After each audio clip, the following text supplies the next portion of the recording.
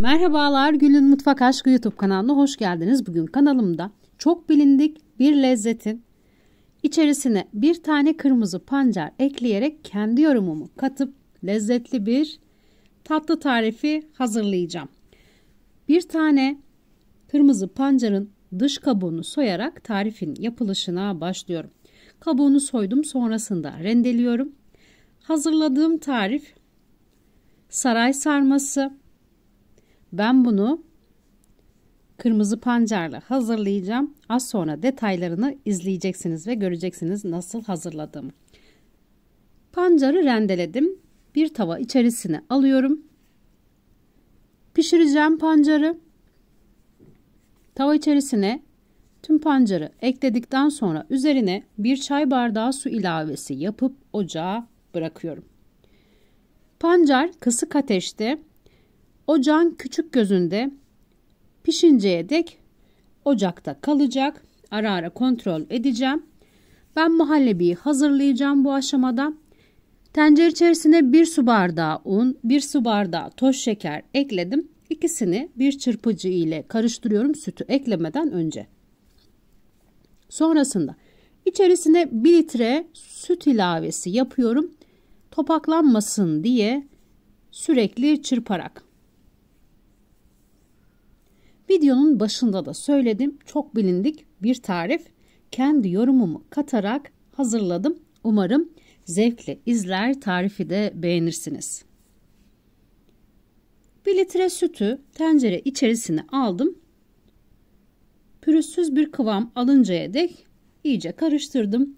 Tencereyi ocağa aldım. Karıştırarak pişirmeye devam ediyorum. Yüksek ateşte pişecek.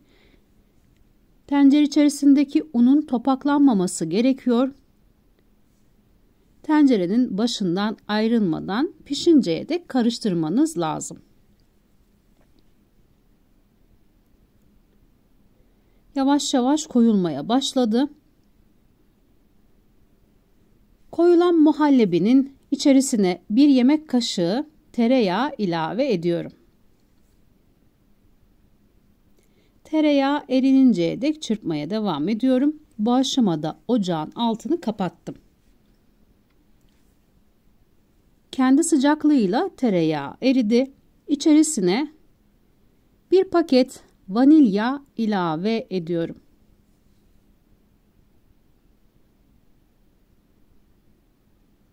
Vanilyayı da ekledim. Tekrar karıştırıyorum.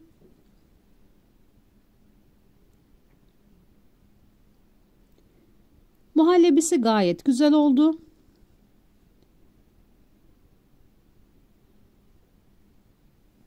Bir kase Hindistan cevizini büyük bir tepsi içerisine her tarafına gelecek şekilde döküyorum gördüğünüz gibi. Toplamda kullandığım Hindistan cevizi miktarı 1,5 su bardağı. Hazırlamış olduğum muhallebi Hindistan cevizinin üzerine döktüm. Bir spatula ile her tarafına dağıtacağım tepsinin muhallebiyi.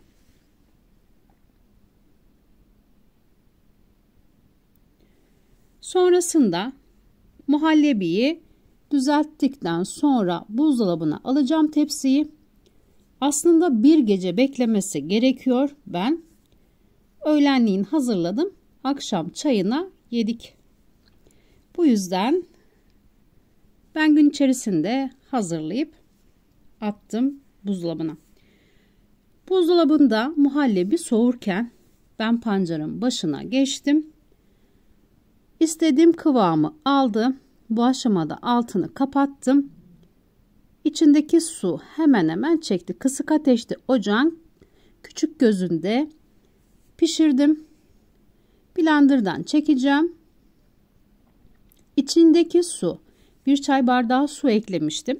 Pancar pişinceye dek içindeki su hemen hemen kayboldu. İstediğim kıvama geldi. Bir pancar püresi hazırladım. 1 paket krem şantiyi bir kabın içerisine aldım. Üzerine 1 çay bardağı süt ilavesi yapıyorum. Krem şantiyi köpük köpük oluncaya dek, koyu bir kıvam alıncaya dek çırpacağım. İstediğim kıvama geldi. Pancar püresini krem şantinin üzerine ekliyorum. İçinizde hiçbir tereddüt olmasın. Pancar zaten biraz tatlı bir lezzeti var. Çok lezzetli oldu. Çok güzel yakıştı. İçerisine bir kahve fincanı pudra şekeri ekledim. Pudra şekeri ilave etmemin sebebi daha yoğun bir tatlılığı olsun diye. Krem şantinin kendine yetecek kadar şekeri olduğundan içerisine bir tane rendelenmiş, pişmiş kırmızı pancarı ekledim ve az gelmesin diye bir kahve fincanı pudra şekeri ilave ettim. Görüyorsunuz rengini. İnanın lezzeti şahane oldu. Lezzetini sizlere şöyle anlatayım. Bir yaş pasta lezzetinde bir tarif hazırlayacaksınız. Bu lezzeti hazırladığınızda. Bu tarif saray sarmasından fazla yaş pasta lezzetinde oldu. Buzdolabından çıkarttığım muhallebinin üzerine hazırlamış olduğum bu güzel renkli krem şantiyi, pancarlı krem şantiyi muhallebinin üzerine serdim. Görüyorsunuz rengini. Tekrar buzdolabına yarım saat dinlenmek üzere bıraktım. Sonrasında çıkarttım. Dilimlere ayırıyorum.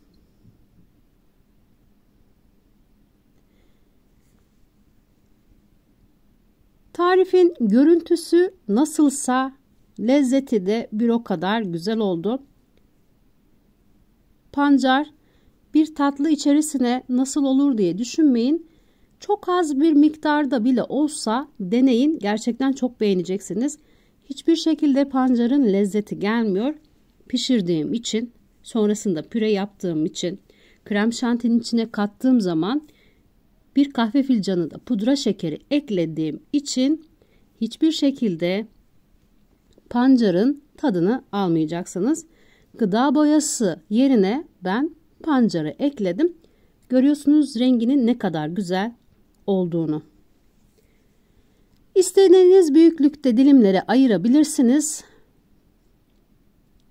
Ben ortadan ikiye kestim. Sonrasında uzun uzun dilimlere ayırdım. Teker teker şeklinde çok bozmadan tepsi içerisinden alacağım.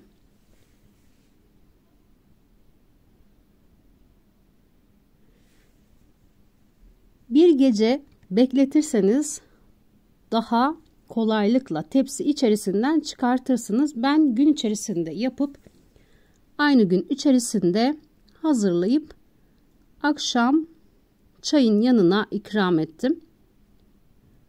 Lezzeti benden garanti bir tarif. Kesinlikle bildiğiniz tüm saray sarma lokumlarını bir kenara bırakın. Bu bildiğiniz bir yaş pasta lezzetinde.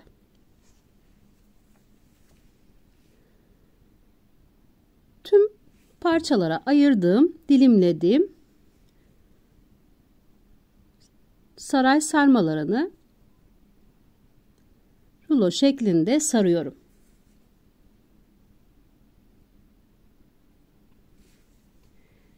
Birazını tabak içerisine aldım. Diğeri de tepside kaldı sizlere göstermek için. Üzerine süsleyerek servise alacağım. Ben üzerine file fıstık ilave ettim. Dilediğiniz gibi süsleyebilirsiniz. Sade bir şekilde de ikram edebilirsiniz. Herkesin pratik bir şekilde hazırlayacağı bu güzel lezzeti kendi yorumumu katarak sizlere sunmaya çalıştım. Umarım sıkılmadan izlemiş, tarifi de beğenmişsinizdir. Rengi kadar lezzeti de güzel olan bu tarifi nacizane dilimin döndüğü kadar sizlerle anlatıp paylaşmaya çalıştım. Umarım sizler de hazırlayıp sevdiklerinizle paylaşırsınız bu güzel lezzeti. Şimdiden hazırlayacaklara afiyet olsun. Kanalıma abone olmayı ve beğeni yapmayı unutmayın lütfen. O güzel yorumlarınızı videomun altına bekliyorum. Sizlerin görüşleri benim için çok değerli. Tarifin malzemelerini neyi, ne miktarda kullandığımı açıklama kısmında belirteceğim. Tarifin malzemelerini açıklama kısmından bakabilirsiniz. Bir lezzetin daha sonuna geldim. Başka bir lezzette görüşmek üzere. Herkese sevgiler sunuyorum.